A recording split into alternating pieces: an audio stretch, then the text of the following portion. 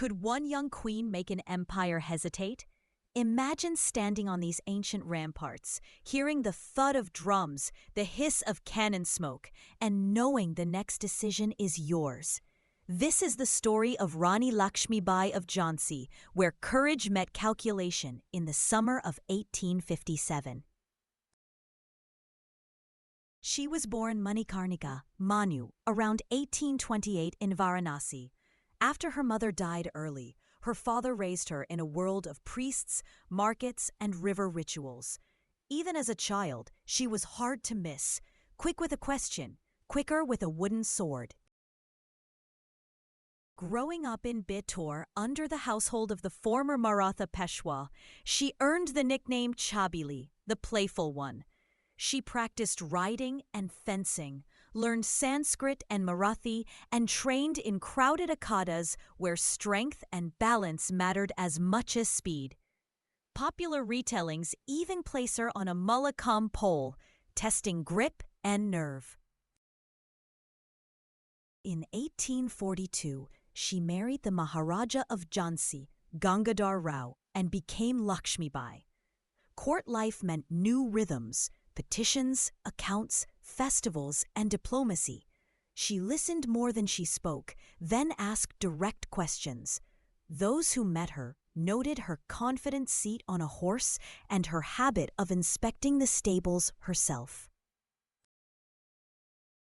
Tragedy struck. Their infant son died.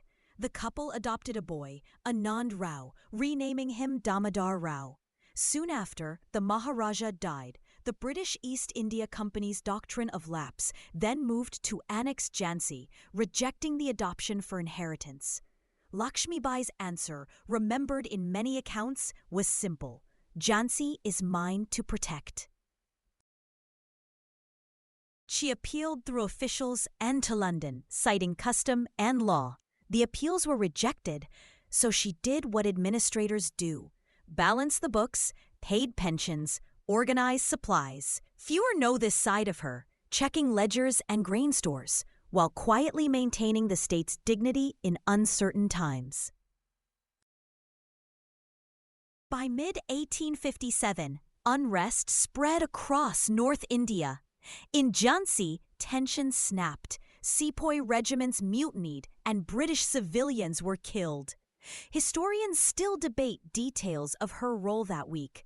What's clear is that Lakshmibai then took control of the city's defense and administration, declaring that order would hold. She inspected the fort's walls, moved cannon into position, and encouraged drilling. She commissioned local foundries to cast shot and repair muskets. Oral tradition celebrates women joining the defense. One famous Bundelkhand figure, Jalkari Bai, is often credited with daring ruses, remembered in songs, though exact details remain debated by scholars. Early 1858, Sir Hugh Rose's columns advanced on Jhansi. Ladders, artillery, and earthworks crept closer by the day. From the ramparts, Lakshmibai oversaw positions, and riders carried her orders down narrow lanes. British memoirs later remarked on the accuracy of Jhansi's gunners and the stubbornness of its defense. Cannon roared. By night, fires were doused and breaches patched. Courtyards turned into supply depots. Water was rationed from cisterns. Lakshmibai kept moving. Ramparts at dawn, granaries at noon, infirmaries at dusk. Less commonly told, she rotated her gunners to keep aim steady and fatigue low, a small decision with big effects. As walls gave way, a night ride entered legend. Popular accounts say she strapped young Damodar to her back, leapt from the fort's heights onto her horse, often named Badal, and cut a path out. The precise details are hard to verify, but the escape to Kalpi is accepted history.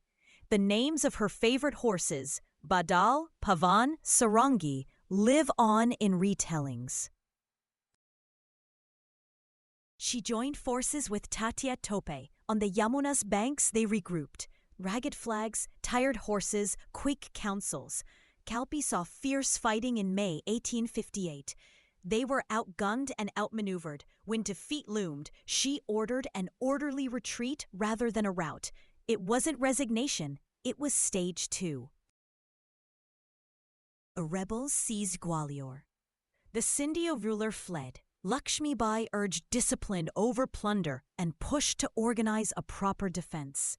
Reports describe her in a cavalry uniform, mounted and decisive. She understood Gwalior's symbolic weight. Fortress, arsenal, treasury, the kind of place that told India the revolt still breathed. The British counterattack came fast. Near Kota Ki Sarai outside Gwalior, cavalry clashed in dust and heat. Eyewitnesses differ on details, but agree on the outcome. Lakshmibai fought in the thick of it and fell on 17th June 1858. Local accounts say sympathetic residents ensured a swift cremation, preserving her dignity in defeat. Even opponents took notice. British reports called her brave, intelligent, and resolute. Officers who fought her campaigns ranked her among the most capable leaders of 1857 to 58, noted not only for audacity, but for logistics, discipline, and speed. Here's a less celebrated side. She kept correspondence moving, levies collected, and supplies flowing under siege. She cross-checked stores of grain and powder. She promoted soldiers for merit and tried to standardize pay. Strategy wasn't just charges, it was spreadsheets of the 19th century. After 1858, memory did the rest. Folk songs in Bundelkhand kept the drums beating. Schoolchildren later learned to recite poems about her valor.